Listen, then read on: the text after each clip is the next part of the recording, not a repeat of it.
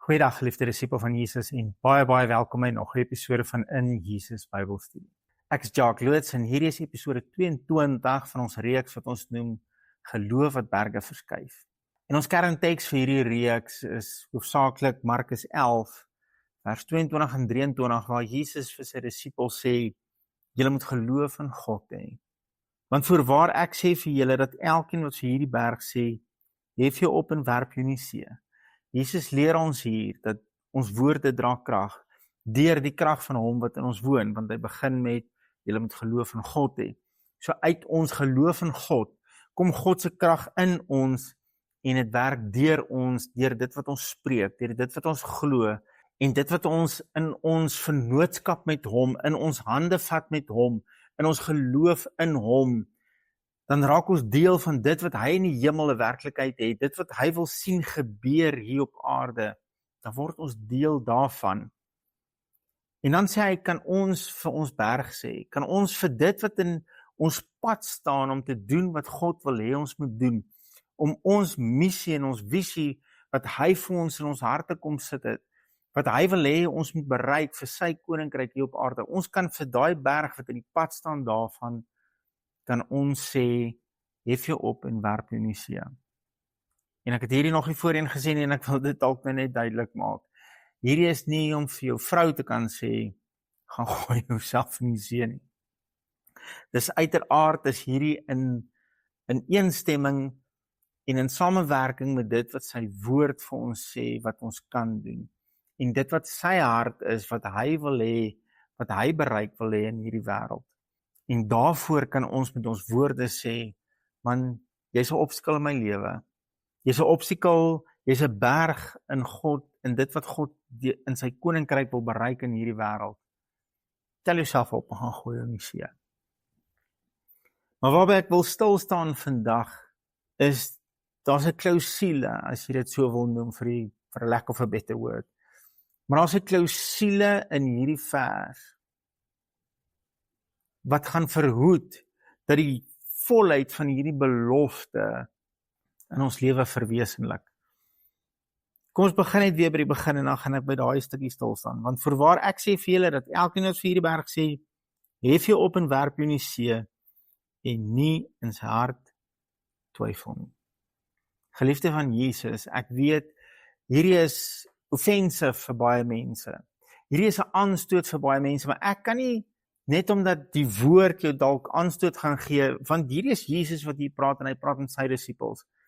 En ek wil vandag onder die salwing van die Heilige Gees, wil ek met jou as geliefde en disipel van Jesus, wil ek vir jou dieselfde woorde oordra wat hy aan sy disippels oorgedra het. Twyfel kan die krag van God in ons lewe totaal en al afsny. Ons moenie twyfel koester nie. Ons moenie vir daai dinge bedjie maak en plek maak om in ons lewe gemaklik te raak nie. Ek en jy moet twyfel met alles wat ons het beveg. Hand in tand moet ek en jy twyfel beveg, want twyfel is die voorwaarde in hierdie vers wat gaan maak dat jou berg nie skuif nie. Wat gaan maak dat ek en jy nie kan bereik wat God in en deur ons wil bereik nie. Dit gaan maak dat hierdie berg bly net waar hy is. Twyfel. En ek weet vir baie mense is hierdie nuut en vir baie mense is hierdie vreemd. Jy het nog nooit gedink dat 'n gelowige kan twyfel hê nie. Absoluut. Onthou, Jesus is hier besig om met sy disippels te praat. Petrus het vir hom gevra, Rabbi, die boom wat u vervloek het is dood. En dis Jesus se antwoord vir hom. As jy nie twyfel nie, kan jy doen wat ek gedoen het. Maar die voorwaarde, die klousule, die kern waarom hierdie ding gaan, en ons het baie gepraat oor woorde, ons het baie gepraat oor geloof, maar twyfel kan jou woorde en jou geloof kanselleer. En ek wil jy moet dalk hierdie prentjie in jou kop kry. Ek het dit die afgelope Sondag in ons gemeente gebruik, en dit is 'n prentjie wat ek glo die Heilige Gees vir my gegee het.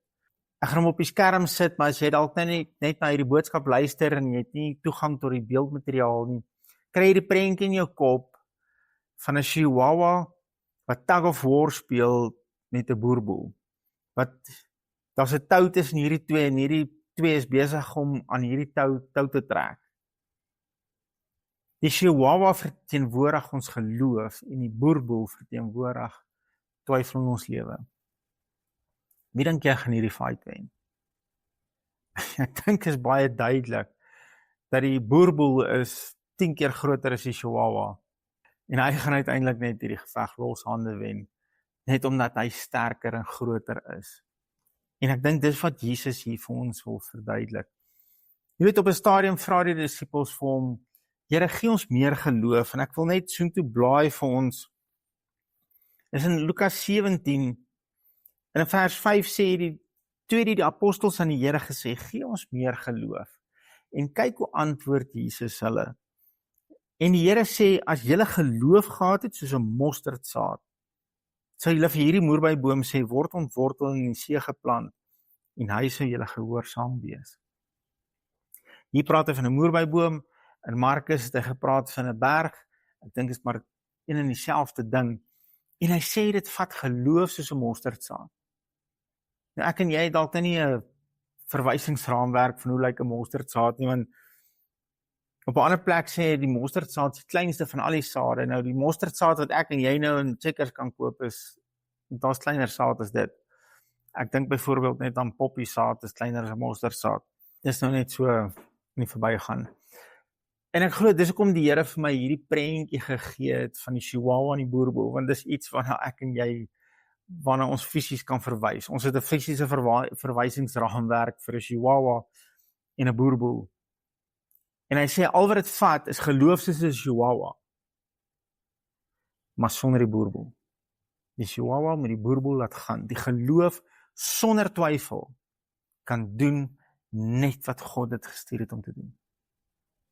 Ons gaan 'n paar episodes by hierdie gedagte stil staan oor twyfel, want ek en jy moet hierdie ding in ons harte vasmaak. Ons moet dit besef en ons moet dit met alles in ons aanspreek en van twyfel in ons lewe ontslaa raak. Net Romeine 10 vers 17 sê, geloof kom deur die gehoor en gehoor deur die woord van God. So waar kom twyfel vandaan?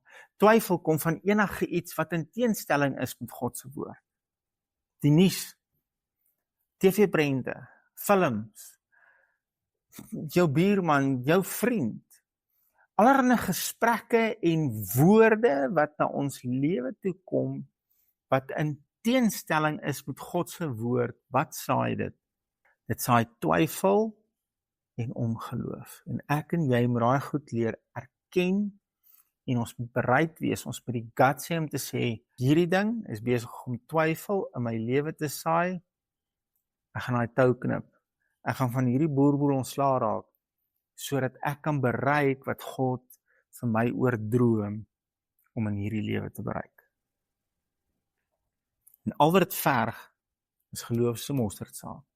Geloof, size van 'n chihuahua. Weet, ek gaan hiermee afsluit vir vandag, en ons gaan in die volgende episode verder gaan. Ek wil nie vandag te veel sê nie, dat ons net hierdie ding kan begin vasmaak in ons harte, en net daarby begin stil staan. Dis totaal en al moontlik vir 'n gelowige om twyfel te hê.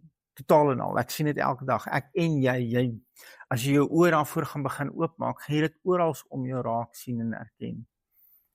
Maar ek wil net vandag begin om hierdie saadjie te saai, dat twyfel in 'n gelowige se lewe is absoluut moontlik, en dis totaal en al daar, en ja, ek skeer myself onder hierdie selfde kam.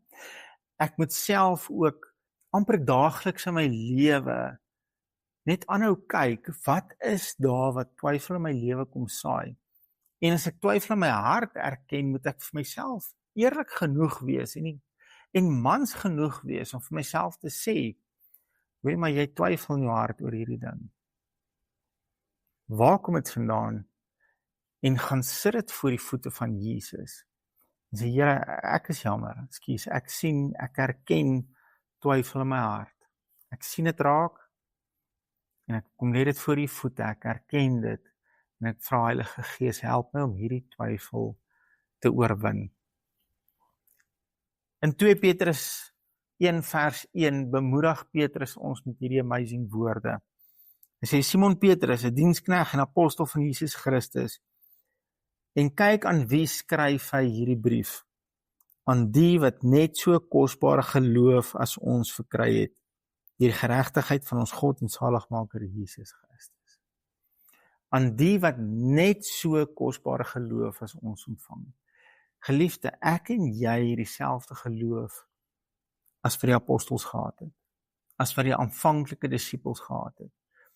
Petrus skryf hier, hy skryf van ons wat dieselfde geloof ontvang het. Waar het ons daai geloof ontvang? By Jesus Christus. My en jou probleem is nie meer of groter geloof nie. Kyk wat het Jesus in Lukas 17:6 vir sy disippels gesê, toe hulle vra vir meer geloof. Toe sê hy, al wat dit vat is geloof so mosterdsaad. Ek en jy het nie meer, beter, groter, sterker geloof nodig nie. Ons het geloof die size van 'n chihuahua. Wat ek en jy nodig het, is om die tou te knip tussen ons en die ongeloof. Tussen ons en daai boerboel. En om hom te laat gaan. En dan gaan ons sien hoe ons met ons berge praat, uit die geloof wat ons deur die woord het, uit die oortuiging wat ons deur die woord het, en ons met ons berge praat, en ek en jy kan doen wat God in en deur ons in hierdie wêreld gedoen wil hê. Want ek en jy het 'n missie, geliefde van Jesus. Ons is deel van sy koninkryk, en daar's iets wat hy in en deur my en jou in hierdie koninkryk wil bereik. Die krag is in ons het die volheid van die Godheid in ons. Alles wat ons nodig het, is in ons. En ek kan nie vir 'n oomblik dink dat God sy volheid in my kom deponeer het, sodat ek net deur hierdie lewe kan oorleef, en eendag nadat ek dood is in die hemel kan kom en sê, "Sjoe, dankie, tog ek het dit gemaak nie." Nee. Daar's vir my en vir jou dinge om te bereik. En daar's berge in hierdie lewe wat in ons pad staan om te bereik wat hy wil hê ons moet bereik. En ons kan vir daai berg sê, skuif. Maar dan moet ons ontslae raak van die twyfel. Ek hoop jy gaan saam met my die volgende paar episodes waarmee ons ook hierdie reeks gaan afsluit, saam met my journey deur God se woord. Ek gaan net vir ons 'n paar tekste hier en daar wys, wat net vir ons die impak gaan wys, wat ongeloof en twyfel in ons lewe kan verwesenlik. En hoe ernstig dit is, en hoe ernstig ons na hierdie ding moet kyk, en van dit totaal en al ontslae raak in ons lewe. Here Jesus, baie, baie dankie vir u woord, en die krag en die sterkte en die lewe wat in die woord is. En ek wil bid, Here, dat u ons sal help om met 'n sagte hart na u toe te kom en vir u te vra, Heilige Gees, wys ons, waar is daar ongeloof en twyfel in ons hart? Wat is daar in ons lewe wat ons toelaat dat ongeloof en twyfel inspraak in ons lewe kry? En dat ons daai goed kan afsny en dat ons kan ontslaa raak van dit wat in ons pad staan, om te doen wat u gedoen het en om te kan bereik wat u in en deur ons wil bereik. Ons eer u vir u amazing liefde. Dankie dat u ons eerste lief gehad het en dat ons die geleentheid het om u terug lief te hê. Aan u al die lof en eer in Jesus naam. Amen. Geliefde van Jesus, hou jou oog op hom en jou neus in sy woord. Shalom. Geliefde disipel van Jesus, as jy dalk finansiëel wil hande vat met ons bediening en ons wil help om nog meer disipels te maak, die besonderhede is nou op die skerm. Weet net dat ek en Ina waardeer jou en ons bid vir jou vir 'n 100voudige oes op jou saad. Shalom.